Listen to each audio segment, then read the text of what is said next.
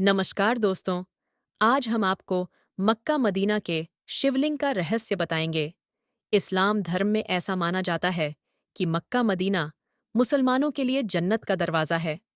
यहाँ जाकर एक मुसलमान के लिए जन्नत के रास्ते खुल जाते हैं।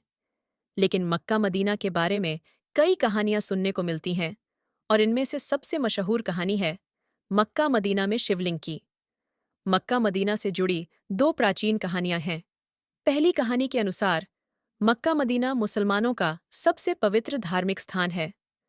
हर साल लाखों मुस्लिम भाई बहन यहाँ अपने गुनाहों की क्षमा मांगने और जन्नत पाने की इच्छा से आते हैं।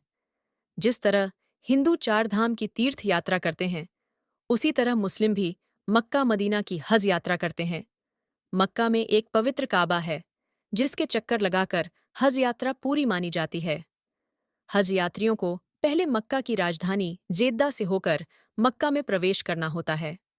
जेद्दा को अंतर्राष्ट्रीय हवाई अड्डे का भी मुख्य स्थान माना जाता है। जेद्दा से मक्का तक की यात्रा में कई नियम और निर्देश होते हैं, जो अरबी भाषा में लिखे होते हैं। यहाँ गैर मुस्लिमों का प्रवेश वर्जित है, जिसमें हिंदू, यहूदी, पारसी, बौद्ध और जैन धर्म के लोग भी शामिल हैं। मक्का मदीना में शिवलिंग होने की कहानी कई इतिहासकारों ने अपनी पुस्तकों में लिखी है। रोमन इतिहासकार रुद्रा ने अपनी पुस्तक में बताया है कि मक्का मदीना में पहले मक्केश्वर यानी महाशिव का मंदिर था।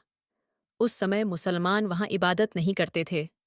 मक्का बनने से पहले ही वहां मक्केश्वर की आराधना होती थी।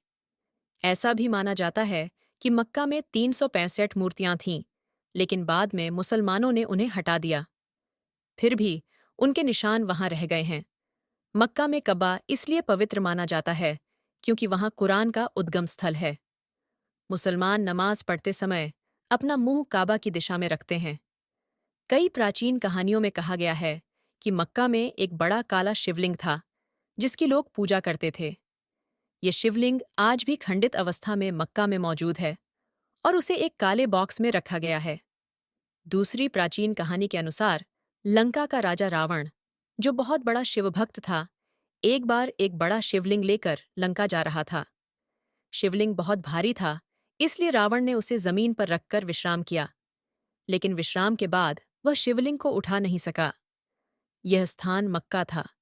ऐसा भी माना जाता है कि जहां आज मक्का है, वहां श्रीकृष्ण ने कालयवन नामक राक्षस का विनाश किया था।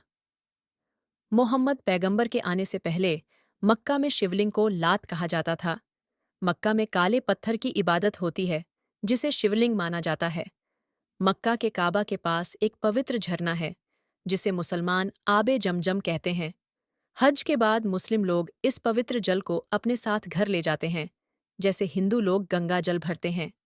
तो दोस्तों, मक्का मदीना में शिवलिंग है या नहीं, इस बात का अभी तक कोई स्पष्ट प्रमाण नहीं है। अगर आपको हमारा वीडियो पसंद आया हो, तो कृपया इसे लाइक और चैनल को सब्सक्राइब करें। अपने विचार कमेंट में बताएं। धन्यवाद।